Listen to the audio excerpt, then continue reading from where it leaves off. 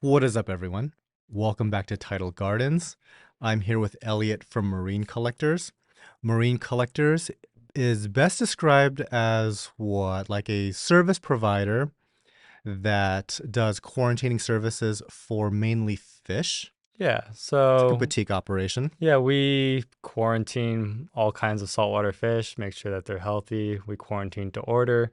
So basically, you place an order with us. We go and get the fish specifically for you. I am actually the one who is personally handpicking everything. So I'm going, walking the aisles of all the wholesalers. We bring them back to the shop, get them conditioned, we get them all the way through quarantine, and we give you a call once they're done. So yeah, we're more of a service company than we are like a online fish retailer. So, how did you get into the whole the fish world to begin with? Like, clearly, I gravitated more to the coral side of Yeah. things. What is it about fish?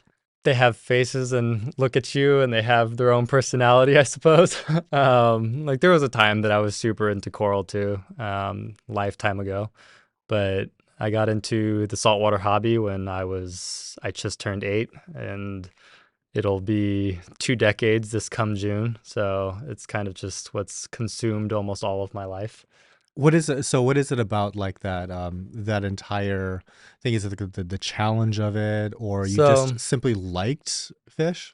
yeah, I find them fascinating in all aspects. Like, I'm a diver. I love being in the ocean. I love watching the fish in their natural habitat, and I love just observing them. My gravitation towards fish keeping is definitely because I like the challenge and I like keeping really challenging species. I also like figuring out what's the best way to master said species, what makes them robust, how do you get them to the point where they can be robust, everything from how do they need to be collected to how do we get them to eat to how are they going to be a fish that is now spawning in our tanks. Start to finish, I want to know everything about Pacific fish. As far as specific fish goes, here at Tidal Gardens, we tended to focus on like the utilitarian fish. Hmm. Almost everything here has a job of some sort, whether it's to be a herbivore to knock down macroalgae, Yeah. whether it's to control pests like Aptasia, like nip at some bugs like the wrasses and stuff like that do. So a lot of our choices are based on that. Occasionally, we'll take in like a rescue or of some Sure. sort, clownfish that somebody doesn't want, that sort of thing. I don't like clownfish. Sorry, guys. They can be aggressive, bite your They're the hands when you're most aggressive fish cleaning the ever. tank, They draw particularly if they're blood. yeah, particularly if they're protecting eggs. Yes, they're very, Um, very mean. yeah. Well, they are So, damsels, so yeah, they're meaner than the damsels. Just saying. The challenges that I have are so basic in comparison to the sort of challenges that you're looking for. sure. But I do have a couple of questions, very self-serving here. Like, I want to talk about my problems. Yeah. Specifically, some of these fish I'd like to kind of talk about. The first one is just getting copper bands, Hmm. mainly eating. Like once we are able to get copper bands eating, that tends to just like fix so many issues Yeah. with them. Do you have any kind of like tips and tricks as to kind of getting like these reluctant feeders, specifically butterflies, to start eating? Yeah. So copper bands, it's less a matter of will they eat food because obviously they need to eat, so they will at some point.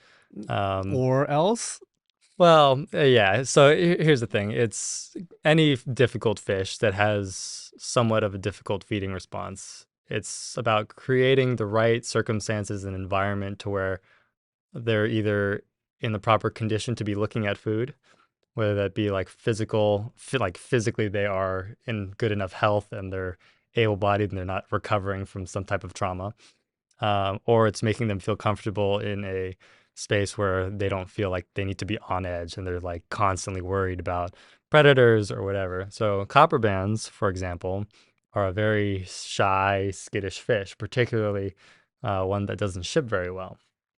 So the best copper bands are going to be the ones that have the shortest supply chain, the ones that were maybe collected a week ago and then they got to a wholesaler and then you got them shortly after, right? hmm Or even better if you can get them direct.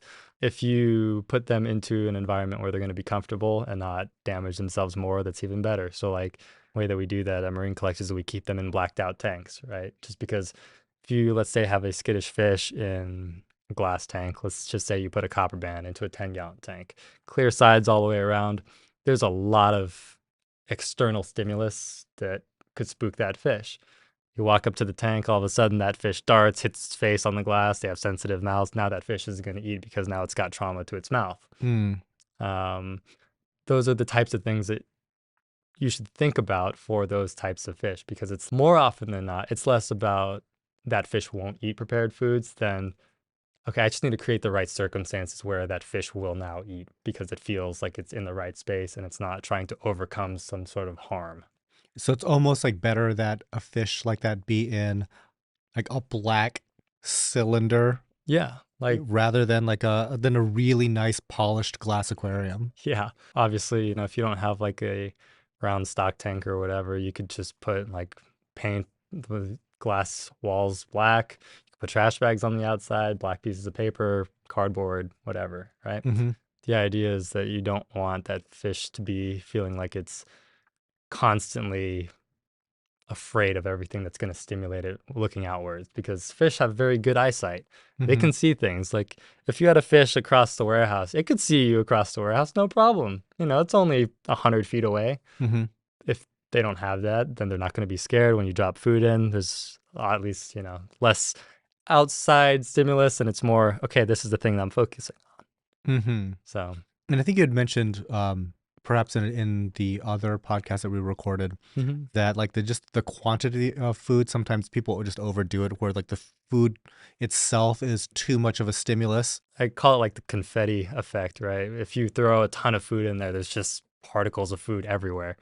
And opposed to, let's just say you put one Mysis shrimp in the tank. That's the only thing that's falling to the bottom. The fish is looking at only that one particle of food. That's a Mm-hmm. much different effect that the fish is going to have on that food, or that the food is going to have on the fish, opposed to now there's food everywhere. There's too much to focus on. There's not one thing that it's going to be looking at. And now it's just in this overwhelmed, like, oh, there's food everywhere. I'm not really hungry. Doesn't really excite me that much because it's just overwhelming. Too much stimulus. Mm-hmm. The same could be used if you have, like, let's say a group of these sensitive fish, right? Only put in a couple pieces of shrimp, because naturally fish are going to want to compete for that food. If one of them's eating, they see the other one eat, all of a sudden, okay, well, now I know that's food. There's not enough of it, so I better get over there and eat that. And that's kind of specific to all of the same butterfly.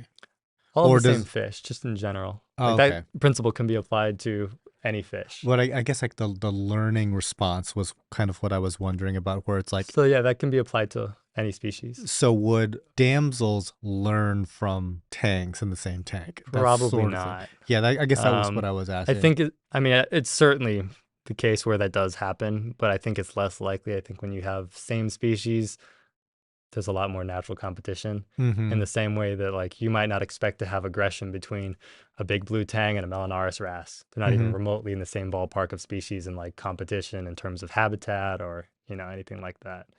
That's not to say that it doesn't occasionally happen, because fish have their own personalities, but it's the exception, not the rule.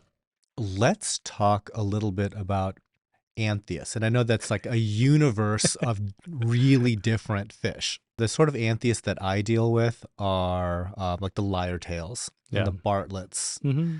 like the real basic ones that are basically saltwater goldfish. You probably deal with like a lot more exotic ones. Yeah. Which ones would you say are, I guess, on the more easy end, which are one of the more on the more challenging end? Yeah. And I guess which ones are you most interested in?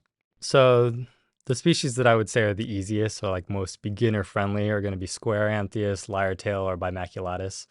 Some people also call lyre-tail squamopinus. Mm-hmm. Those are probably going to be the most user friendly in terms of they don't require 20 feedings a day. They're usually pretty robust. A lot of times the issue of them dying is due to the fact that they're carrying uranema.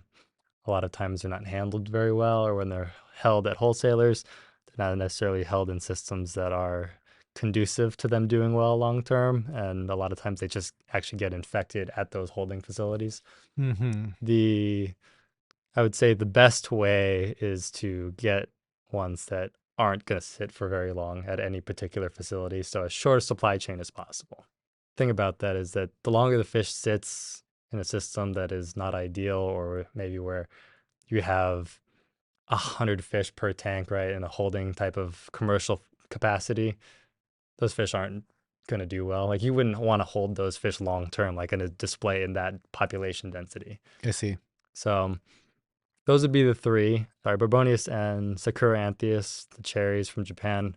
Those two are also relatively easy, just And those because. almost look like a tomato clown, almost like they're kind of not in pattern, but just in like the big shape, almost like a perch, Yeah, I almost. would compare them to like a big perch. Just because, I mean, I think they're easy simply because they don't require a ton of feeding. Mm-hmm. They Are do they require. mean? They can be. Okay. I think that a lot of the aggression with those specific fish is due to the fact that they're normally cooler water. They come from deeper water. Japan's or stuff that comes out of Japan usually likes subtropical temperatures opposed to just purely tropical. Mm-hmm. And I think anytime you put a fish that is normally in colder water into warm water, it makes them a little bit more aggressive. Hmm. Okay. But those are fish that don't necessarily need to eat multiple times a day. Once a day feeding is fine. So if someone with a busy schedule, that's a compatible fish. Now, me personally, I like fish that are very, very difficult. So purple queens, Evansi, the ones that like 99% of them die. Like What makes those. them so challenging? Because I have heard that purple queens and stuff like Yeah, that are so nearly impossible. I 100% believe, and this is just anecdotally, right? I believe that it is due to the fact that they are in supply chain for so long, and it's a fish that needs to eat constantly. It's not a Mm-hmm. fish that it gets by on, 5 or 6 feedings a day, because in the wild it's feeding hundreds of times a day, right? It's a planktivore. It's eating small particulate, like we're talking microscopic things throughout the day. It's not like let's say a grouper that's going to go eat one food item and now it's satiated. Mm-hmm. This is a fish that's constant metabolism, constantly feeding. So in that capacity, it's get them in relatively short duration from when they were collected, get them the right types of foods. So like usually we'll start with live baby brine Mm-hmm. and then wean them on to Calanus, and then from Calanus to something a little bit larger. But for me, it's more, I like figuring out those types of things. Like, So how do you provide the constant food source?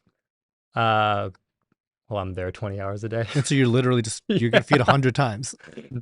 Here's the thing is that fish are very trainable, Mm-hmm. right? And when I'm saying that you need to have the fish be in constant supply to food, it's okay, well, the fish was caught last week, then it didn't eat for 5 days. Then it got shipped to a wholesaler, then it didn't eat for another 5 days. And then by the time you get it, it's 3 weeks later. Yeah, that fish isn't hungry because it's like, It's starving at that it's point. hanging on barely. But let's say that you could get that fish in a week.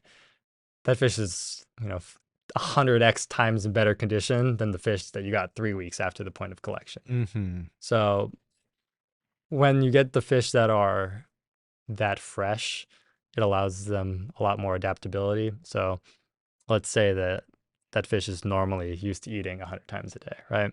You can now take that fish and get it onto foods. Now that it's eating food, it's going to then learn that, okay, every time this food comes into the tank, I need to eat. And you can Okay. train that fish to eat more than it normally would in one sitting in the wild. Okay. So I got the impression that you were saying that like feeding it merely like 5 times a day wasn't gonna cut it. No, no, no. It will. So It's just it's not a initial out of the box thing. I see. Yeah, it's something that develops. Like we sent Ryan over at BRS, I think like 15 Avances and 4 Purple Queen Anthias, and they're still alive today. It's been a year and a half now, Mm. and I told him like, look, you're gonna need to feed them frozen Calanus because that's what we have them on.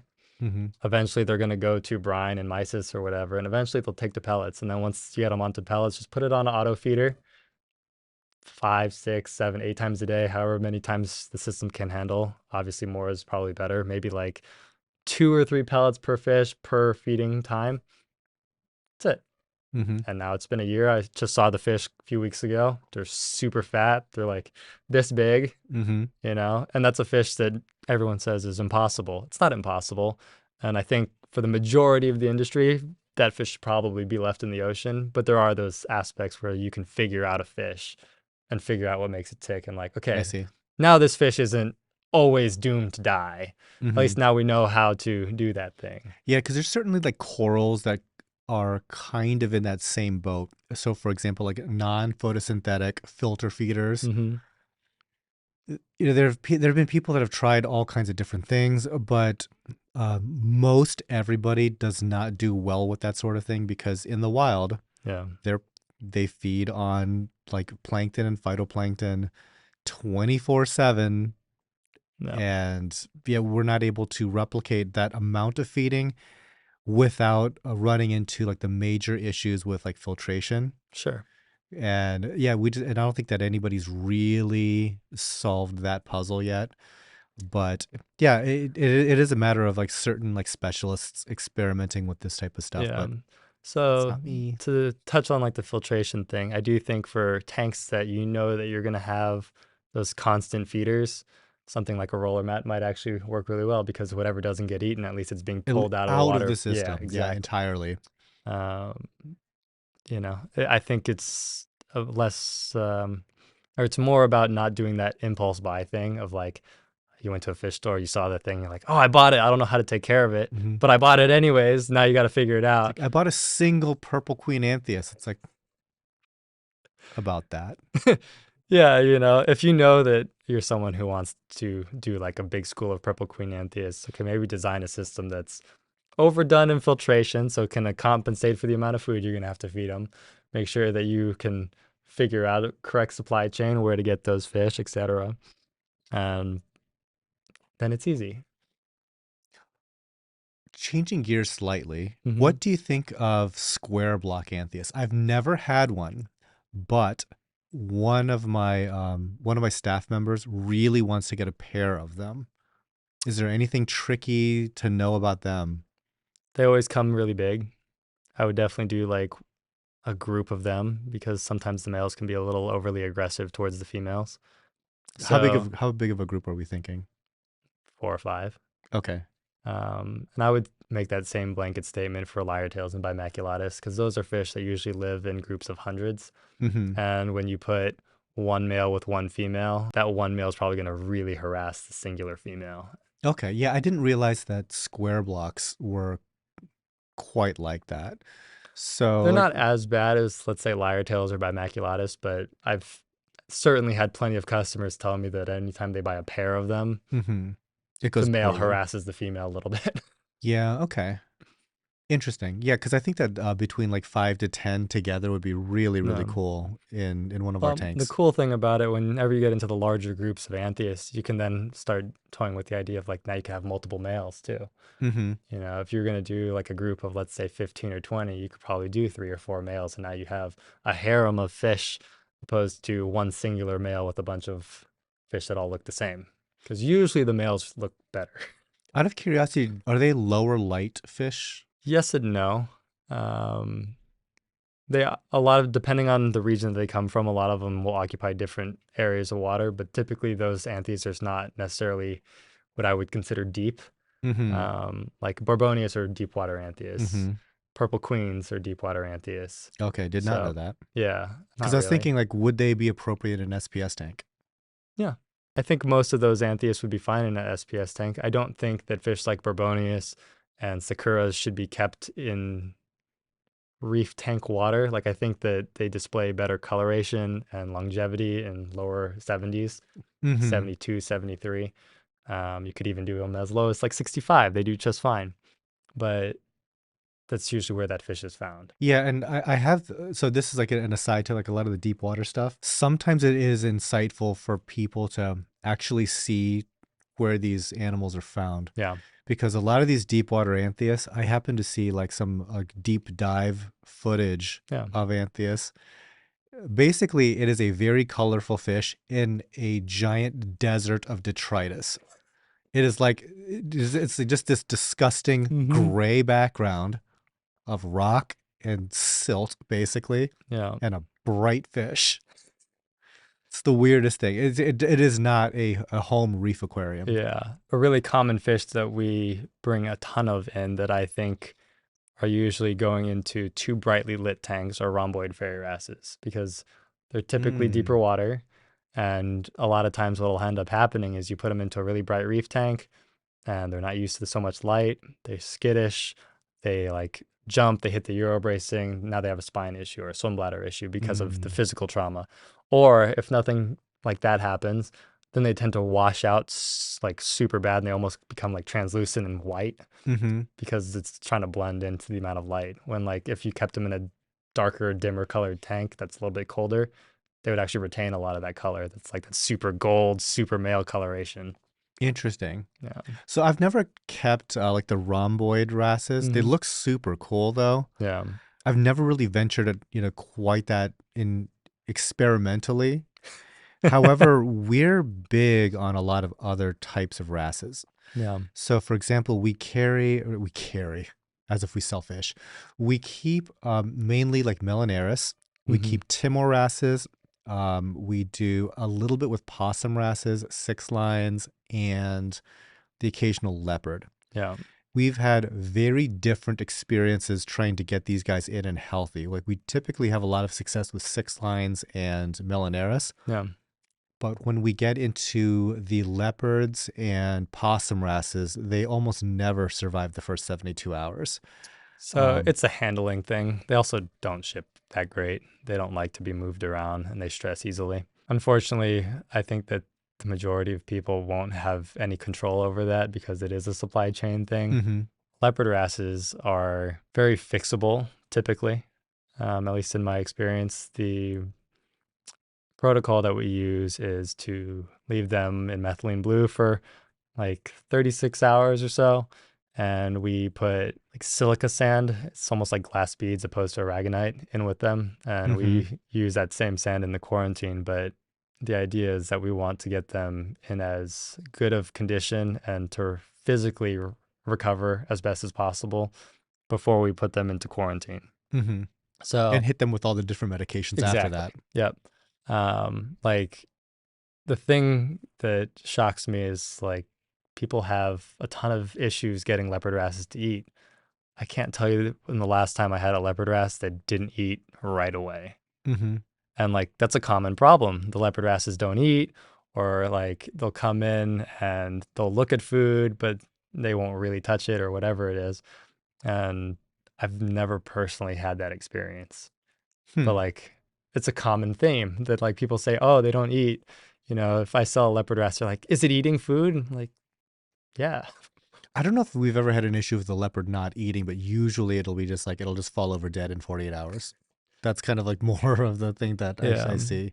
They So ship so poorly. yeah, I don't remember if we spoke about it in the last podcast, but the use of methylene blue in our facility completely changed the game for fish recovery. Hmm. Like those sensitive species, copperbands, leopard wrasses, lionfish, pufferfish, anything that usually has some type of issue when it's due to transport, we leave them in methylene blue from anywhere from 24 to 72 hours, and it makes an enormous difference. Would you say that it's almost like for that first 48 to 72 hours, what's going to kill the fish is not a parasite or an illness. It is Usually, just the transit stress. yeah. And so that time with the methylene blue is like just such a like a game changer just to reduce that stress level and Yeah. just getting them I mean, healthy enough for unless treatment. the fish comes in and it's like visibly really infested with parasites, or if Hmm. the fish is carrying velvet, the first 72 hours should be like the fish needs to recover time, because a lot of times the fish will be in transport for 36, 48, 72 hours, you know, coming from wherever it was collected to Hmm. get to the States. And it's the fish, you know, was in a bag where you have a ton of chemistry changes, temperature changes, oxygen content changes, and then you expect the fish to do well immediately. Like if you did the same to a person, I'm sure you wouldn't be feeling too great by the time you got out of them. I don't feel great after a long plane ride. Yeah, you I'm know. guessing the fish had it worse. Yeah, exactly. You know, and I hate the expectation that fish should be perfect out of the box because they're living animals. Mm-hmm. They all have their own different little personalities. Like I'm sure you've probably seen two yellow tanks have very different, behavior or whatever. And it's They're all kind of jerks. yeah. All right. Well, I certainly have. If you were put into the same circumstances, I think that you would need a little bit of time recovering, and I think that it should be normal for that to be the case with fish. Mm-hmm. But there's always the immediate concern of like the fish didn't eat the first day or the second day. We've had plenty of fish come in, they don't eat for the first 2 weeks. They're totally fine.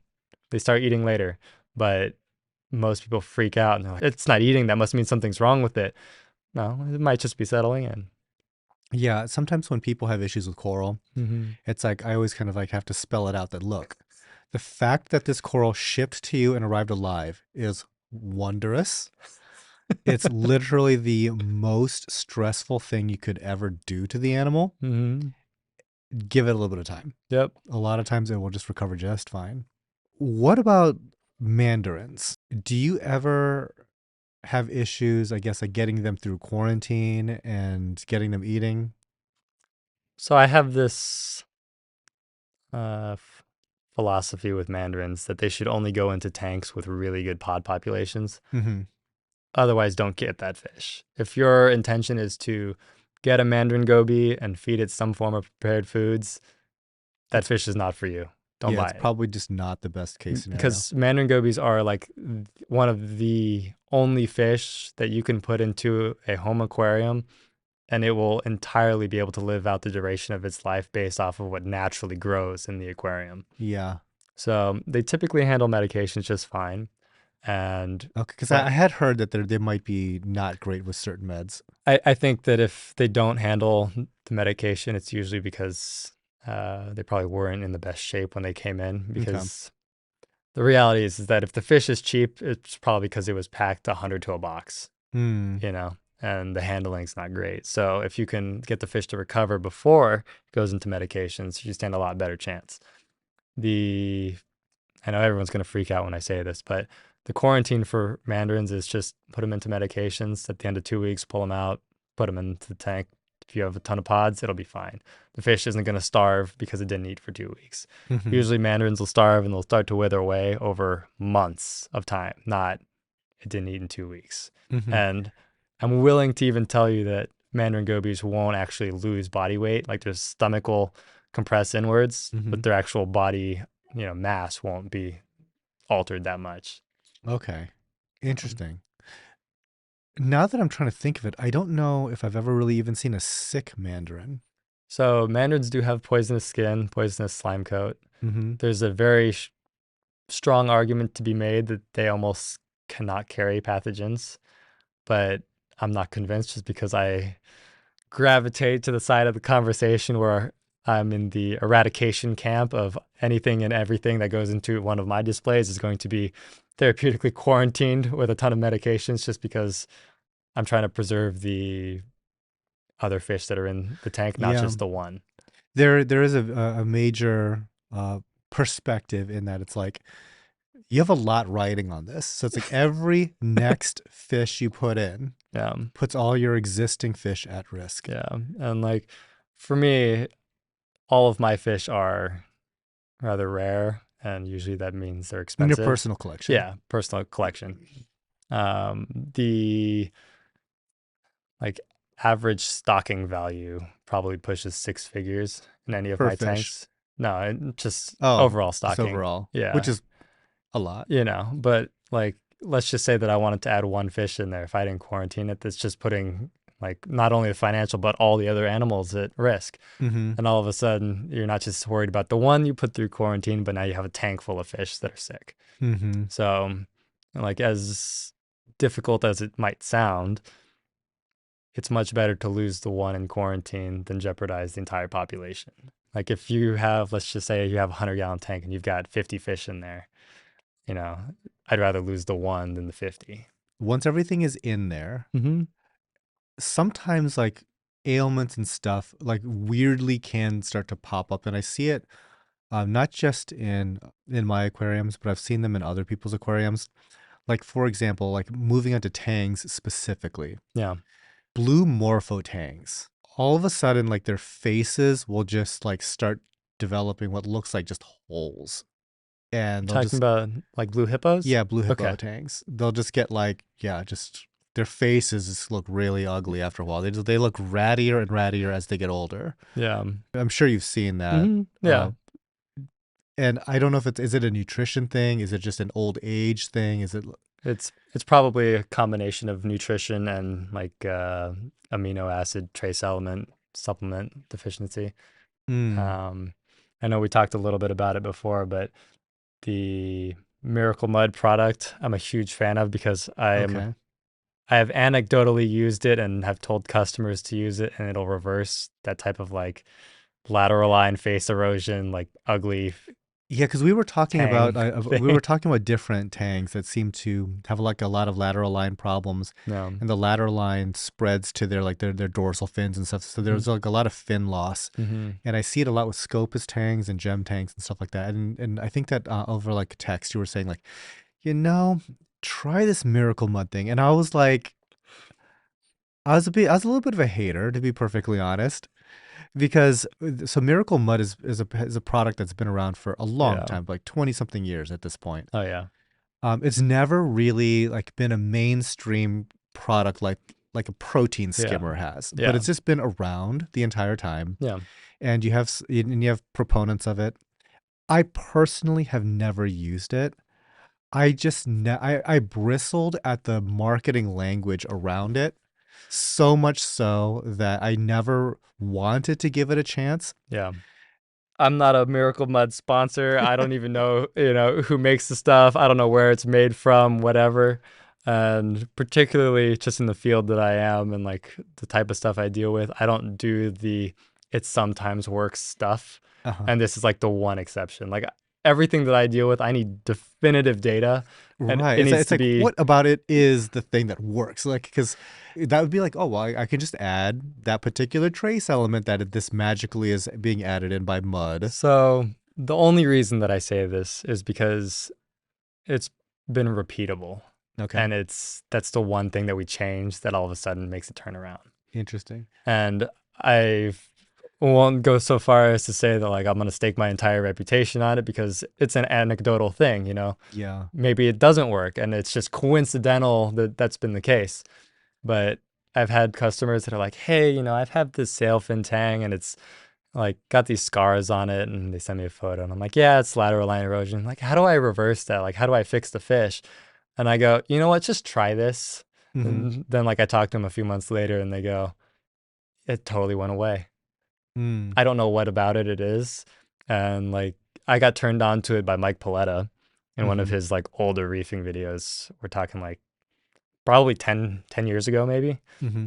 And I tried it back then. Well, I wasn't really a fan because it just made the tank super silty and muddy when you first put Yeah. it in. Like my staff, I'm sure, would revolt.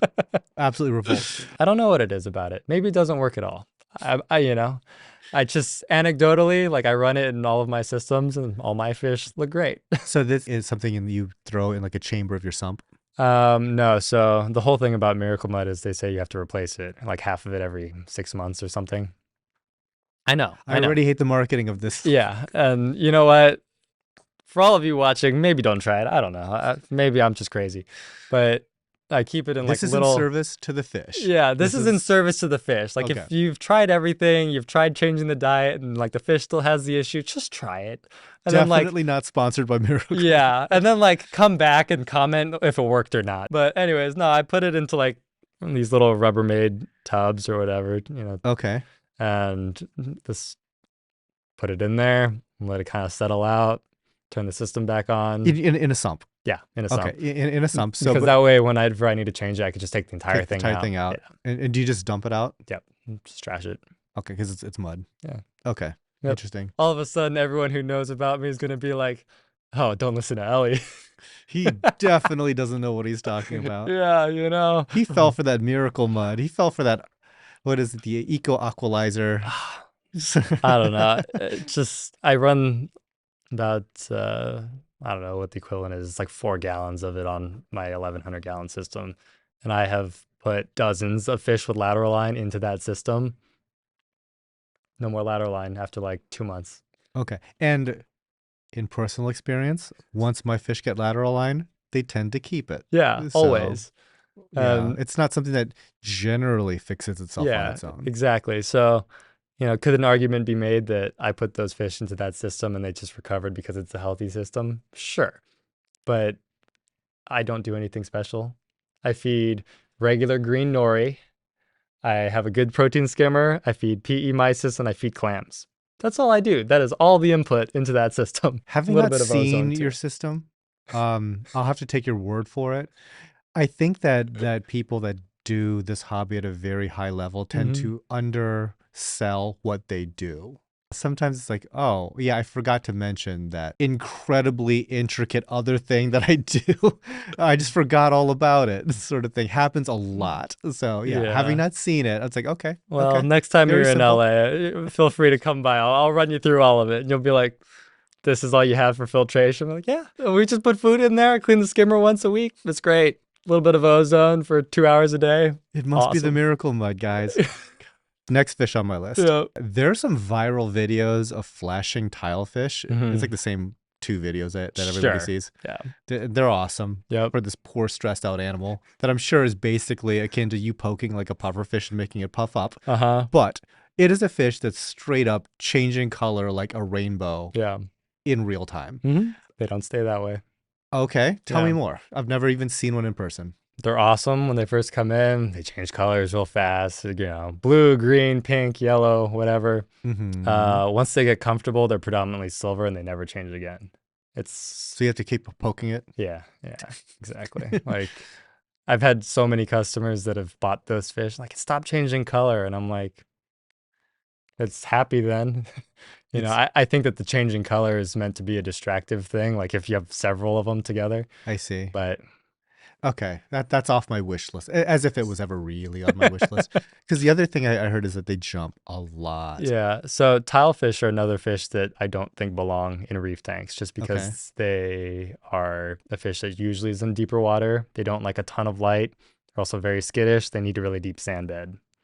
Okay. So they make burrows just like a jawfish or a diamond goby or a watchman or anything like Mm. that. Typically speaking, they'll like have this rubble pile that they'll make and they'll live in pairs, but it's usually in slightly deeper water. Mm-hmm. The only exception to that would be like the Oreni tilefish. They are substantially calmer. They almost never jump and they're incredibly hardy. Okay. The only thing about them is that they're expensive. Are those the ones that I saw in Ryan's tank Yeah. at BRS? Okay, then Mhm. they're big. Yeah. Like they're like Yeah, they're big fish. they're big fish. Like the smallest I've ever seen one was maybe 4 inches, and that's like a once in every couple of years occurrence. Usually they're in the like 5 to 7 range. That's a bummer. That was like a seemingly like a cool concept tank to have like a bunch of like these flashing tilefish. Yeah, you would But end up with a bunch of silver fish that kind of look like anchovies. yeah, it's like, oh, did I just make an anchovy tank? Oh, speaking of like what might be kind of like an anchovy thing, was like so I was at the Georgia Aquarium. And they've got like a gorgeous reef display. They've got like the cool whale shark tank. Yeah. But easily the coolest tank that I saw there, easily, was a shark tank. Mhm. And the sharks are swimming around, boring, boring. But they have this giant ball of The anchovies. I think were they anchovies or just some bait I don't fish know. or something. Yeah. But it was like this moving sphere of Yeah. just these fish. I'm just thinking, I want nothing more than that. Like that is the coolest display. Of course, it's like a Yeah. 100,000-gallon shark tank that it's in. If probably more, 500,000 gallons. It was so big. I'll have to show you some videos before because we used to catch sharks and rays for public aquariums, and I used to put live anchovies into a tank, and it's very cool to watch sharks chase around a bait ball. And the thing is, like the sharks just kind of ignored the bait ball. But because there's a large predator, they still maintain that behavior. Oh, so cool. Yeah. And this globe of fish would just like go around this huge aquarium. So cool. The schooling behavior is one of those things that a lot of hobbyists want. Like they want a school of chromas, they want a school of Anthias, they want a school of whatever. thing that people don't realize is schooling is a defensive behavior, Mm-hmm. and they only maintain that when they're feeling like they need to because it's a predator.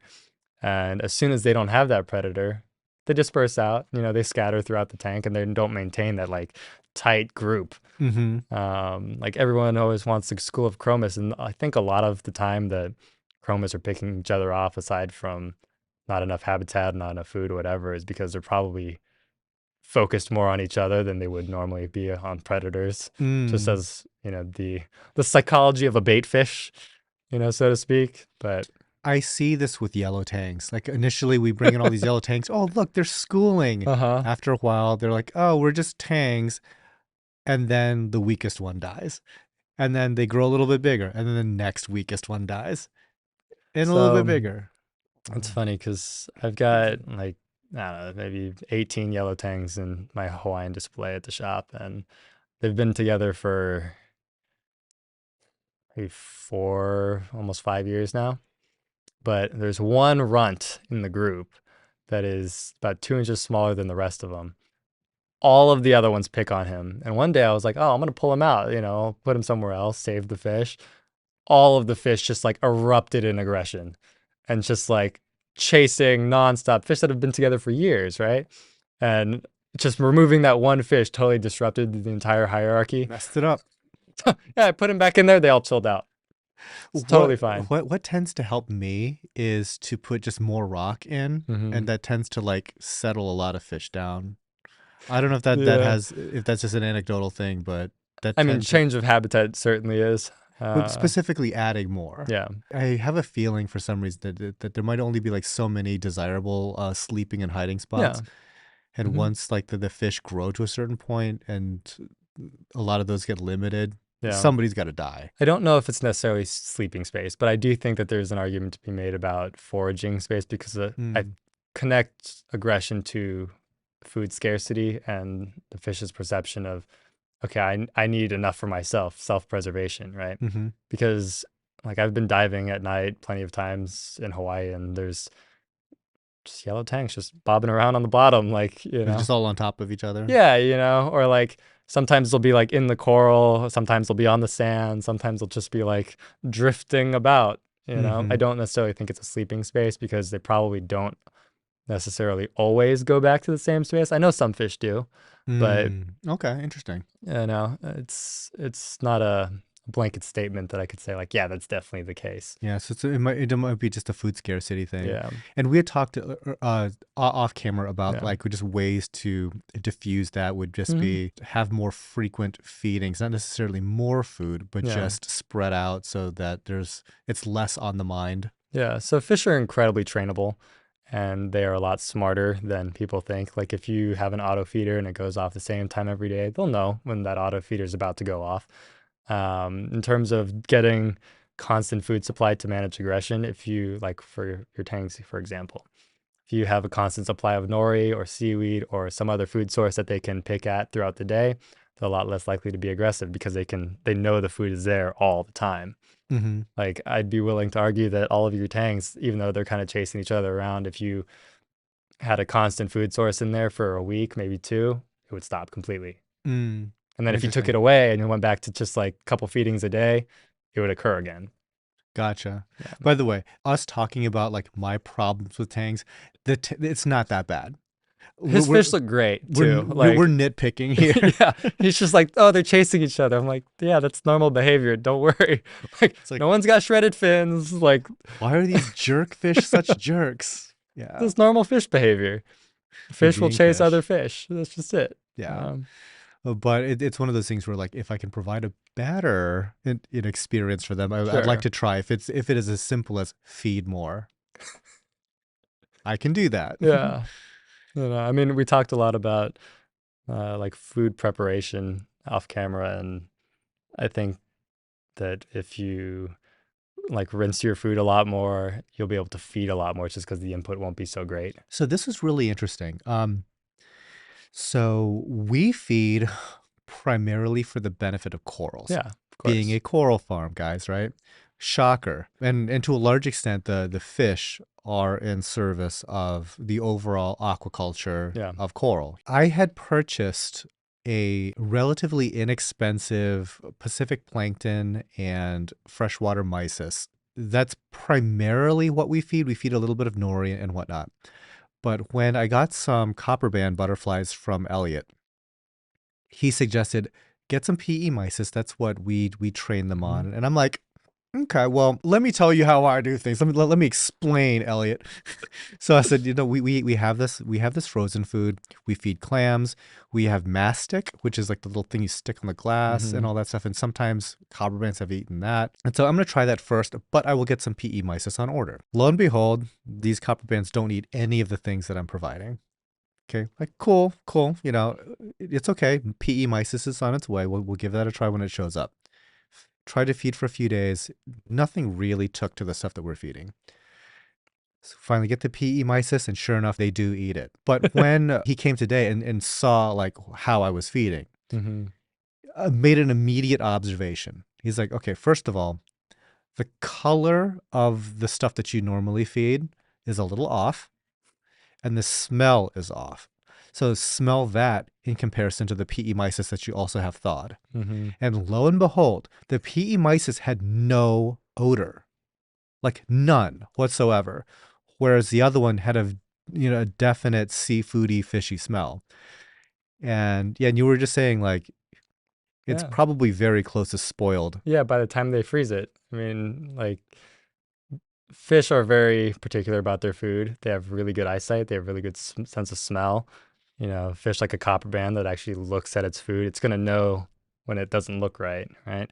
And things like freezer burn or the fact that it's a little bit rancid or, it's not as fresh, they're going to know right away. No wonder it's not eating it. And like, I would never have known this. I just thought that, it's like fishy, like mysis, shrimp, and krill stink. That's what they do, right? Apparently not. Yeah. Apparently not. So like the handling of certain brands, because by the way, the stuff that I get is like a quarter of the price of PE mysis.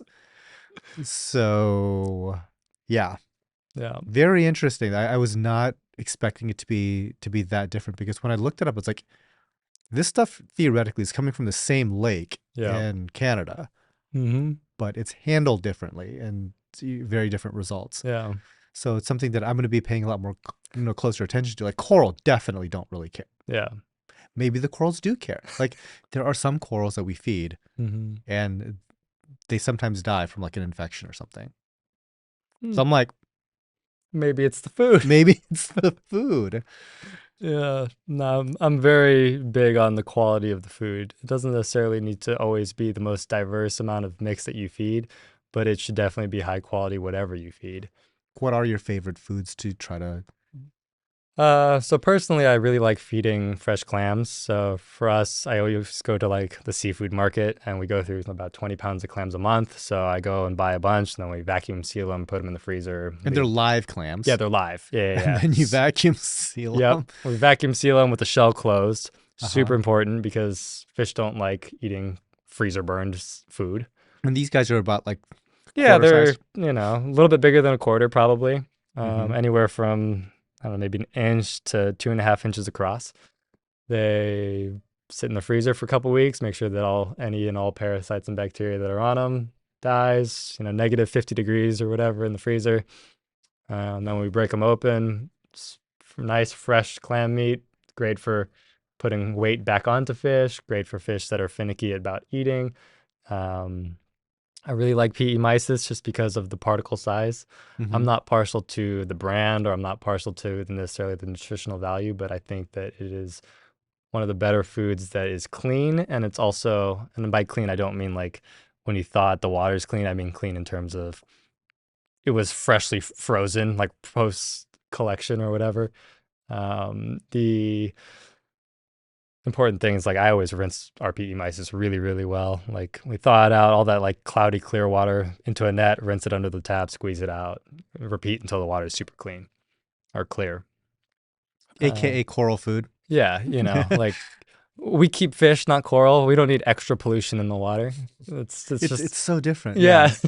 Like the focus is so different. Yeah, and you get different methodologies. I mean, all that stuff that like you're using as coral food, I'm thinking, that's like Uranima food. I'm just fueling a parasite outbreak in the works. Um, I'm like, oh, that's why my fish get uranium. Just saying. yeah, but I like it for what it looks like and how it presents to the fish, not necessarily what it is. Hmm. I like feeding various species of nori, either green or purple or red, just because. Do Uh, you see a difference in the quality of nori? no, I I don't. I mean, don't either. We feed like trash Amazon brand. I get the one from one of our local wholesalers. It's the Julian Sprung's Too Little Fishy, the bulk pack or Oh, okay. whatever. Oh, just the green. Green and purple, and I haven't fed red in a while, but uh, Okay. I'm not necessarily a huge believer that fish always need to be eating nori, so long as herbivorous fish are eating vegetation opposed to fatty, dense protein foods. Hmm. Nori is also a really good substitute for fish that need a lot of fiber. So fish like Moorish idols, regal angelfish, any of the angels that eat sponge, so queens, bandits, that entire like Holocanthus genus, Hmm. they really benefit from it. It's really dense fiber stuff, helps keep their intestinal tract moving because a lot of times what will happen is you'll get a fish like a regal angelfish or a blonde naso or something that's normally eating something that has a lot of fiber to it, Hmm. sponge or algae or whatever. And if you're feeding them too much high protein foods, they'll get constipated and it'll build up to the point where now their internal organs can't function properly because there's so much Mm. pressure inside. And then you get fish that die for no reason. You're like, the fish was eating, It doing was great. fat. It was super fat. Like, I don't know what happened. Oh, yeah. Yeah. No, you're not feeding it what it needs to eat. I'll supplement certain things here and there. Like I'm a big fan of mastic. I like it a lot. Um, Okay. I actually really like it for finicky fish, and like it's a really easy since it's a dough that you're kneading up. Like when we do harlequin filefish, I can put Hmm. it onto a piece of coral skeleton and they'll pick at Yeah. it, and then we can wean them onto frozen and other stuff that's water column type foods. Or any Um, any kind of pellets that you like? so here's the thing. I secretly hate pellets. I don't Okay. like feeding pellets to any fish, but I will use them for the utility of if I know a fish needs a little bit of extra like dense food because it maybe needs to put weight on or something, I'll use them. I think for Okay. the most part, most pellet foods are too dense for the fish's body to absorb it all. So I Mm. try to feed as natural the foods like frozen stuff, stuff that's still as close to what the fish might naturally eat in the ocean. All right. Yeah, that pretty much did it for my questions here. Okay. Again, so thank you so much for coming and chatting with all things fish. That Yeah, is, of course. It was a it's lot of fun. certainly not a major thing of focus for us. So like a lot of this stuff might be things that that people that are really into fish are very familiar with. Yeah. Definitely not me. So again, thank you so much. Hope you guys learned something as well. Yeah. And I'll see you all next time. Take care. Happy reefing.